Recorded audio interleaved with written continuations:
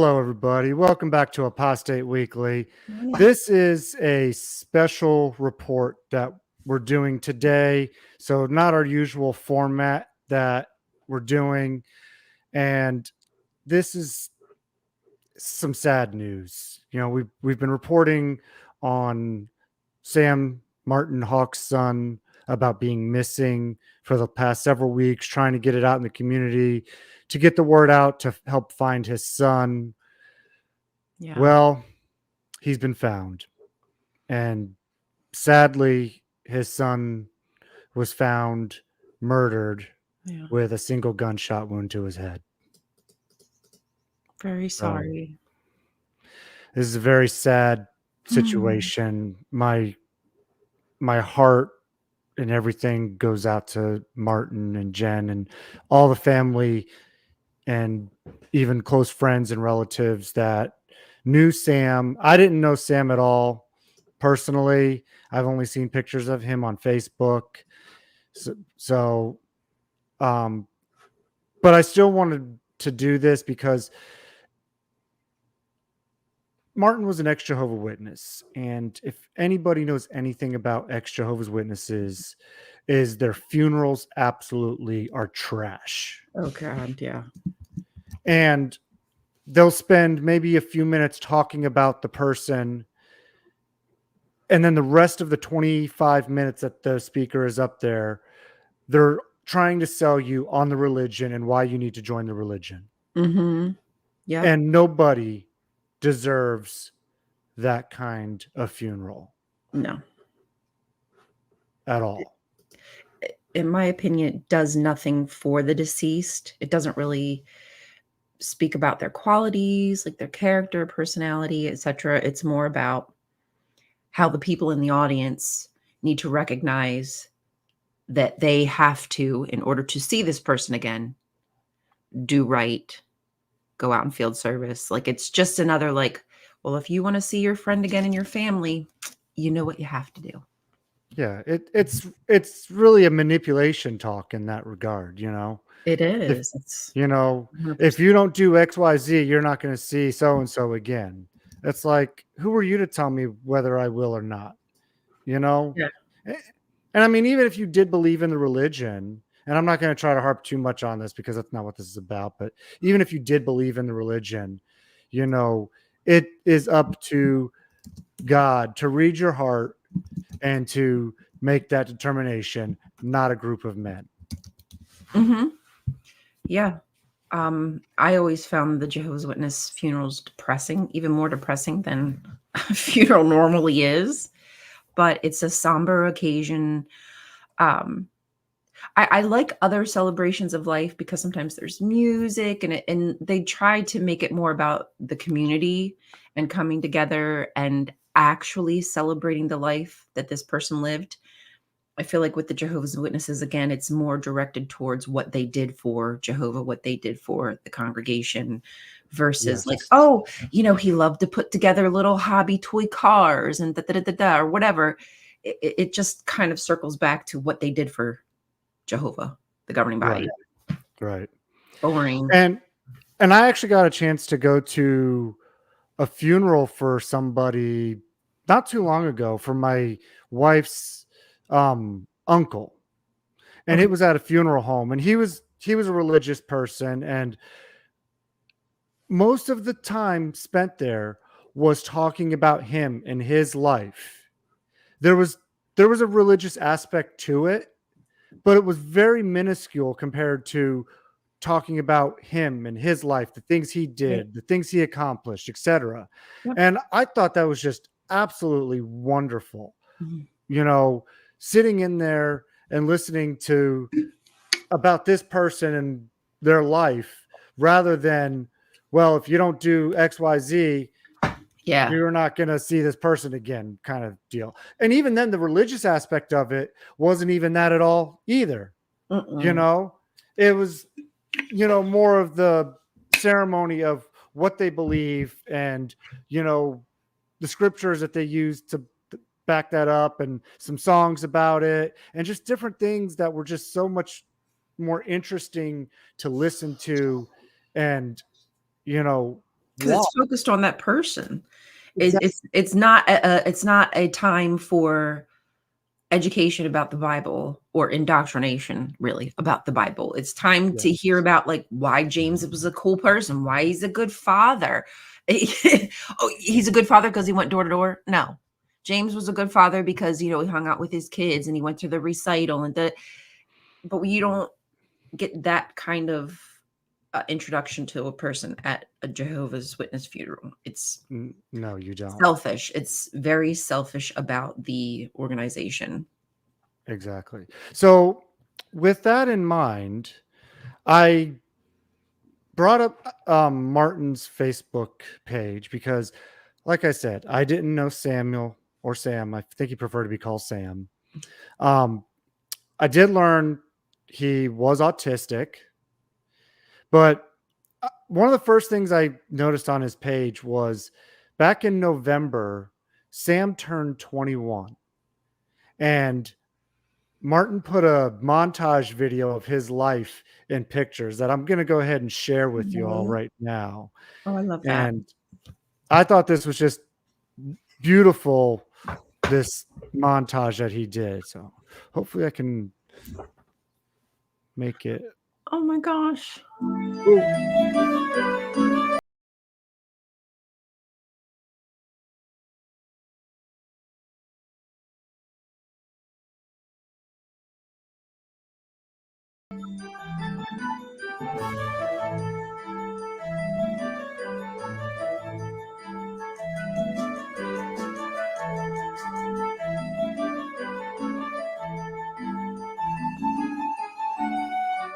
Oh.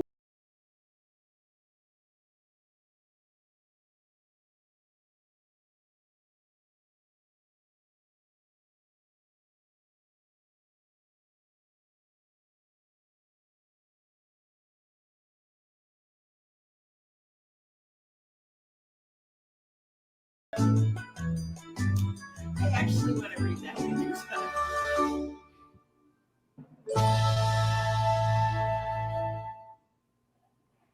Oh.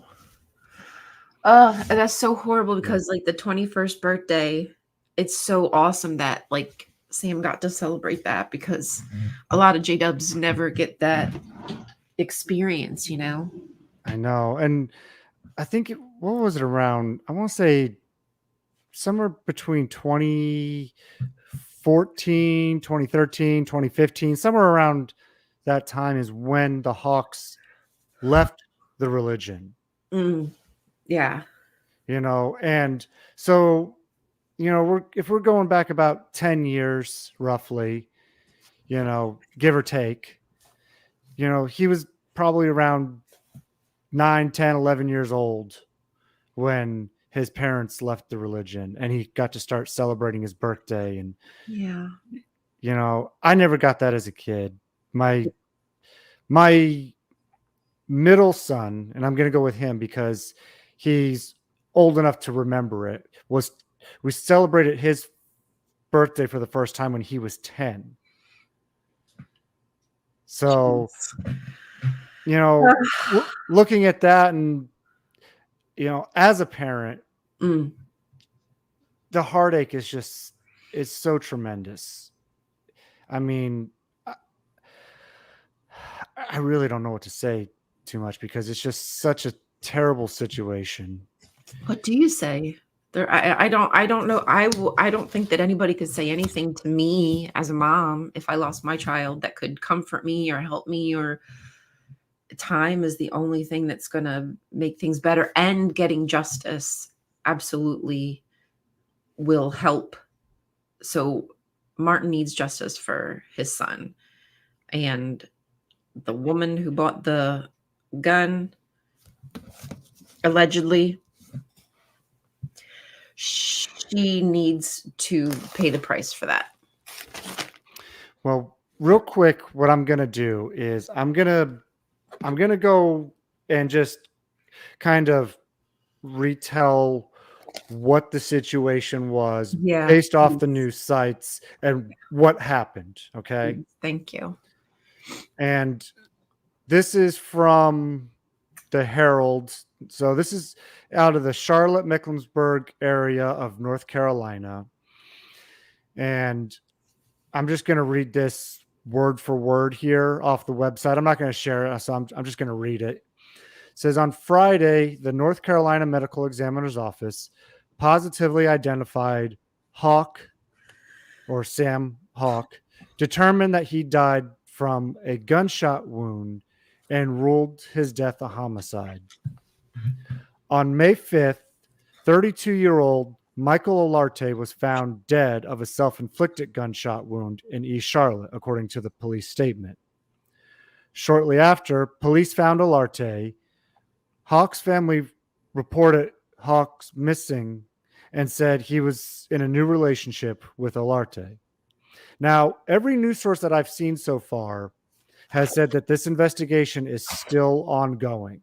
Mm-hmm. So they're still looking into more aspects of it, which I found that comforting, because I was of the mind that, okay, well, they're pretty sure they have their man, the one who did it, this Michael Olarte, the murderer, and that would be a closed case, done deal.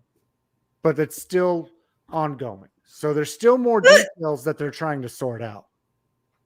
Yeah, I'm sure that there's a lot to suss out, especially when the suspect themselves is no longer here. So you can't question, and you have to try to piece everything together from text and email and pictures and whatnot. So I'm sure that nothing, moves very quickly when it comes to the law. We know that nothing moves quickly when it comes to the law.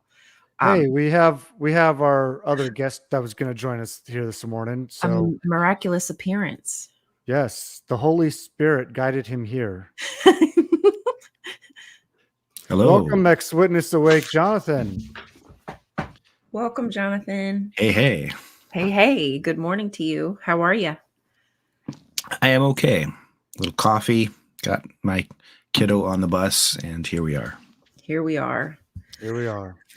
Oh, so we just got done giving the news report story about what happened to Sam, and I showed a quick video of what Martin posted for his 21st birthday. It was like a little montage from his Facebook page about his life throughout the years. So just trying to catch you up a little bit on what we've been talking about.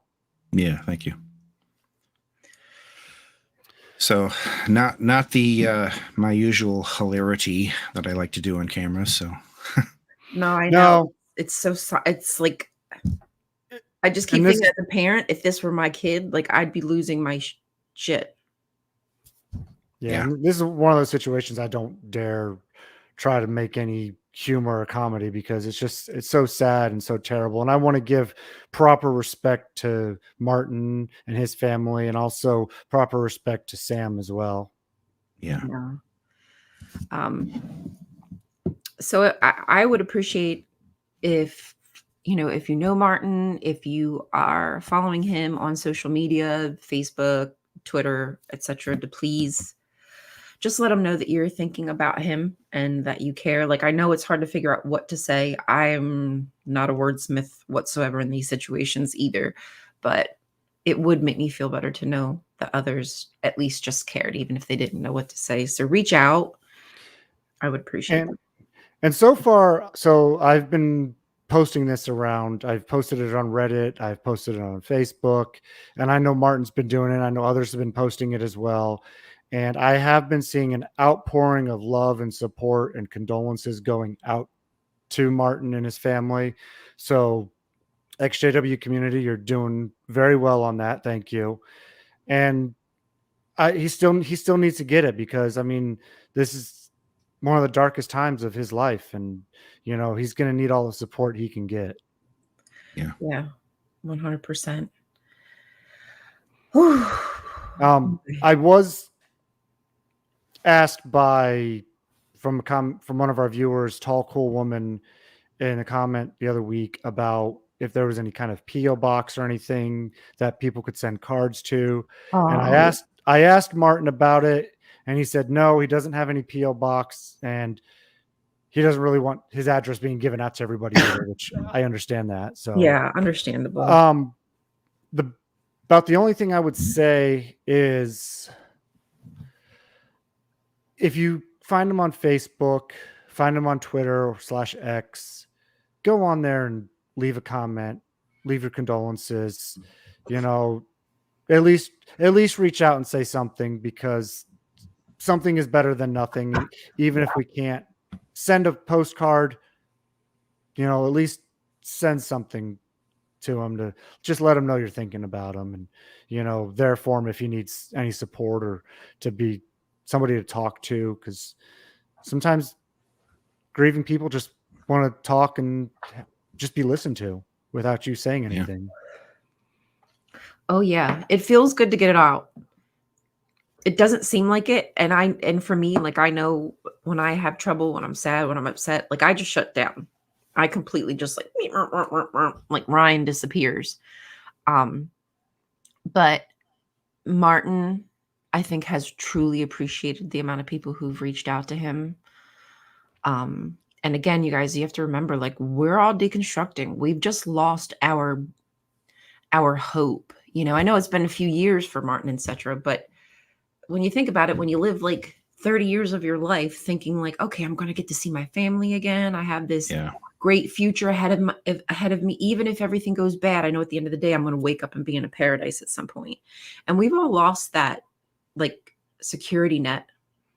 Mm-hmm. And I still sometimes, like, when I think of my grandmother and I don't want to, sometimes when I think about it, it just really, it hurts. It hurts because I was promised so many relationships that I would get to continue, and it was just all lies. So I just want us to remember that Martin probably is still grieving part of that also. He's not only grieving the loss of his son, but the loss of what he thought his future was going to be, that safety net. And I just can't imagine the difficulty. And I'm so thankful that, fuck you guys. Sorry. I'm really thankful we have this community. And that's why, like, I feel like it's so important that as a community that we rally around Martin right now, because if this were me, I would just hope that y'all would do the same. Sorry. Yes. And we absolutely would do the same for you and for anybody in this community, because we all come from the same background. We all had the same promises made to us, and I should actually say all the same lies made to us as promises. And now we are having to break that down and grieve what we thought we had from before. It's a grieving process to lose what we thought we had. Yep. I've been grieving for years. Like, I don't just cry every day, but quite frankly, I feel like we all have in some ways been grieving for years. And when does the grieving quit? When do you stop missing somebody that you love? When do you stop missing the life you thought you had? You know, of course we move on. Of course we don't try to wallow in the pain, but that little nagging piece is always going to be there, something that somebody took from you, and they took our innocence. And boy, do I grieve that. I really do. Yes. I agree with you. They took everything from us. And you also don't have the community that you had before.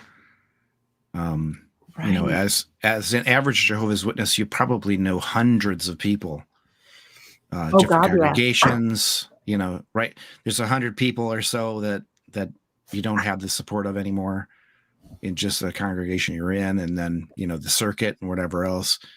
And then suddenly you don't have that. So to have the community of ex-Jehovah's Witnesses is, I think, a very important thing. Yes.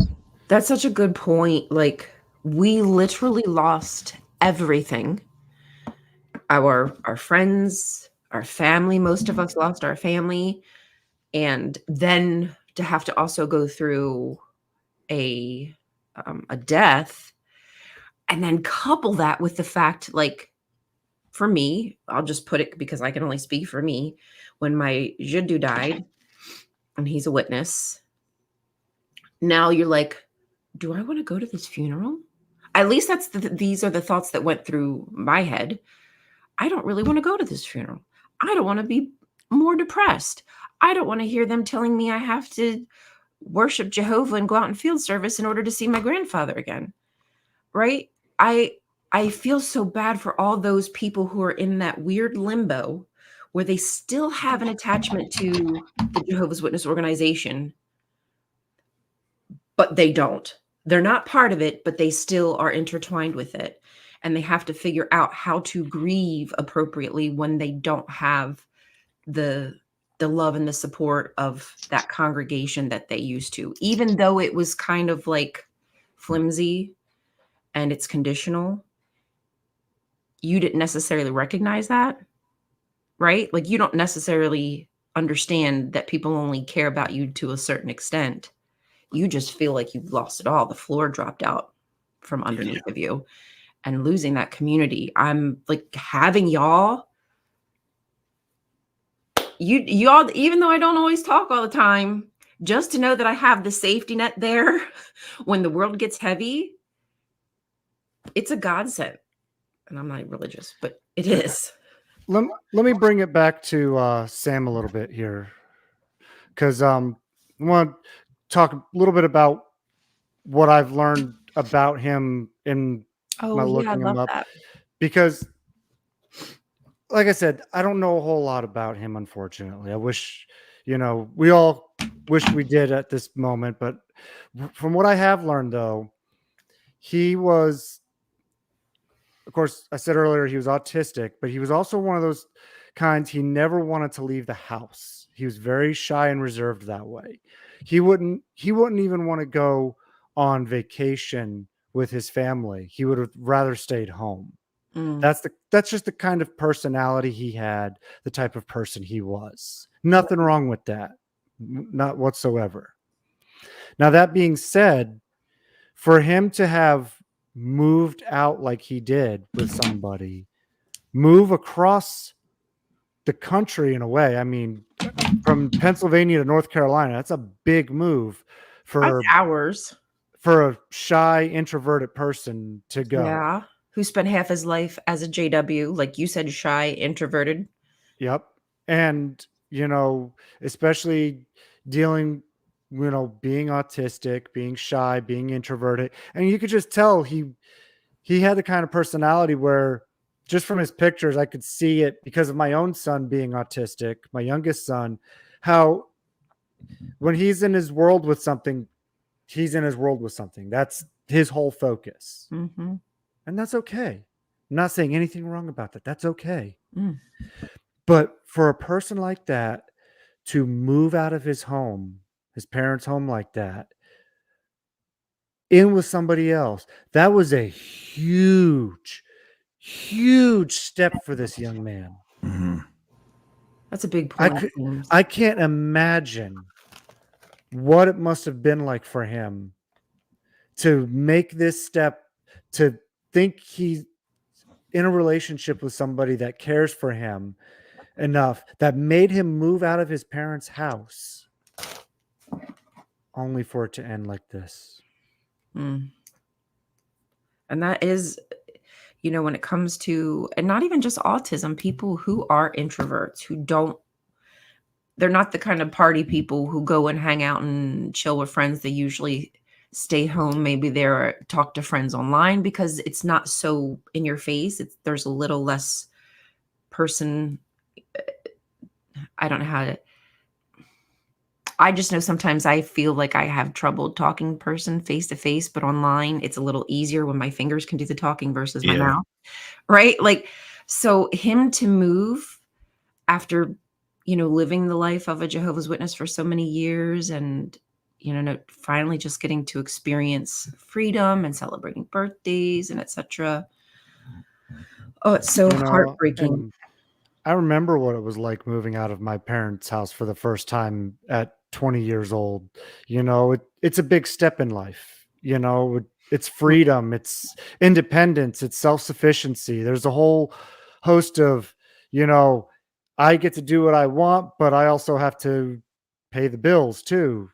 So there's the responsibility of it all, and it's a lot for a young man to take on, and to get that first taste of it, and then to get that taste ripped away is just so terrible, and really nothing but love and support for the Hawks right now.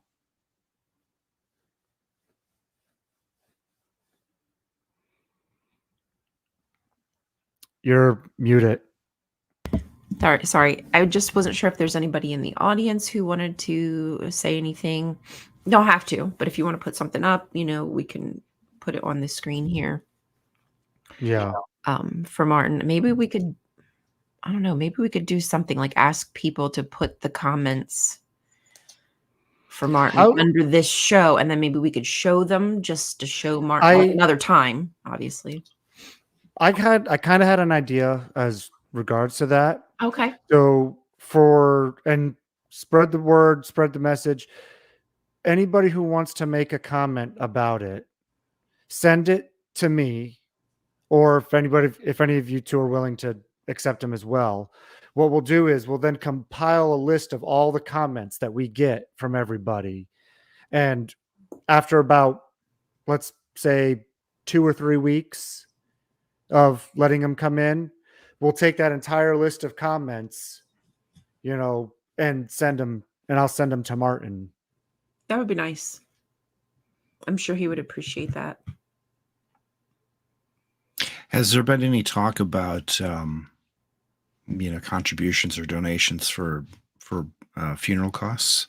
Oh, I didn't even think about that. No, that's a great idea. Does he have like a GoFundMe or anything like that? I don't know. He hasn't said anything about that. About the only thing he said was they were going to have a celebration of his son's life in a few weeks, and that's the last I've seen of Martin on any social media. Well, if you talk to him, maybe just ask him if there's anything that he wants us to advertise for him as well. We can do that on the show, whatever. I think that's a great idea, Jonathan. Let's set up our own GoFundMe or something and try to raise some money and just send it to him, whether he says yes or no. I mean, we can do that. You go ahead. You sign up for it, and I'll help you advertise it. You put it in your name, James. You best be contributing too, Ryan. It just reminds me when my father passed away 20 years ago, my mom saying that, just out of the blue, just the right amount of money for the cremation showed up, and, some sort of blessing from Jehovah kind of thing. Right. And I'm sure it was just probably some concerned brother or sister who looked it up and found out how much it costs and came up with the cost. So not miraculous, but, still help from people. And that is important. It is. It's very important, especially when something like this happens out of the blue. I mean, I'm sorry, I don't have any funeral fund set up for my children. I don't expect that to happen. Nobody does. Unless you're rich. If you're rich, maybe, you probably have insurance policies on everybody because you want to cash out. Let's be honest, but most Jehovah's Witnesses or former Jehovah's Witnesses, that's probably not where we're going to be. We're probably not sitting pretty in our lives. So having just extra nest eggs for emergencies like this, probably no. Yeah, exactly. So that was a great idea, Jonathan. Let's go ahead and try to implement something like that. We'll collaborate together later about that. Okay. Yeah, we can combine the power of the two channels and see what we can do with that. That's right. And I know, I'm sure that if we contact some other larger channels too to put the word out too, we can get quite a following for that. Yeah, there's so many JW channels who I'm sure would be happy to at least advertise it. I know you. Oh, I'm sorry. The only other channel that I maybe just because I don't follow a lot of people, but the only one I saw was Kim and Mikey's. Like they were reporting about it. Where were there other ones? Okay. Yeah, they did. I was gonna say maybe talk to I know because I know you've been on his channel, Jake Altworldly. See if we can get some of these other big channels to help promote it and get it out there. Even if they just made a community post. Yeah. You know what I mean? Like something simple like that. It doesn't have to be a whole video feature or something. No. Just a community post, like either on their YouTubes or their Facebooks or whatever. You know, that would be helpful to start spreading the word around. Exactly. Oh, guys. So, well, I didn't want to stay on here too long. This special has been, going on 30 minutes right now. Sorry you weren't in for the whole thing, Jonathan. If you two want to continue, you're more than welcome to. But I need to head up to bed. No, I'm good. Is there anything that you wanted to add, Jonathan, before we go? Not really. Just, like you said, reach out, try and be as supportive as you can. Listen. I know with myself, sometimes I want to solve all the problems, but you can't solve this problem. So, just be willing to be a listening ear if that's what the family needs. Yeah, exactly. Just be a friend in need. Reach out, offer your condolences, and be there if Martin needs us to support him. And I appreciate everybody in the community who has done that thus far. Y'all are amazing. And let's keep growing this community. Let's keep going. Like you said, all the people who helped pass out the original post for his missing son, that was awesome. Thank you for everything that you've all done. There was a lot of community backing with this already. And I think now's a great time to continue to give it to them and show them that we still love and care for them, even after we found out the resolution of this. Yeah, of course. Because this is where it really counts right now. So, yeah. With that being said, though, I'm gonna go ahead and say goodbye, everybody. Thank you for showing up. For those who did, I know it was kind of a last minute put together of a show. Don't forget to catch us tomorrow morning for our regularly scheduled show where we have Ken as a special guest coming on with us. So please join us there. And everybody, we look forward to getting your comments and sending off your love and support to the Hawk family. Yeah, please do, guys. Yes. And just put a little white out on there and make it say Ken. Yeah, so that's all we're going to do. Just white with Ken over top the Jono.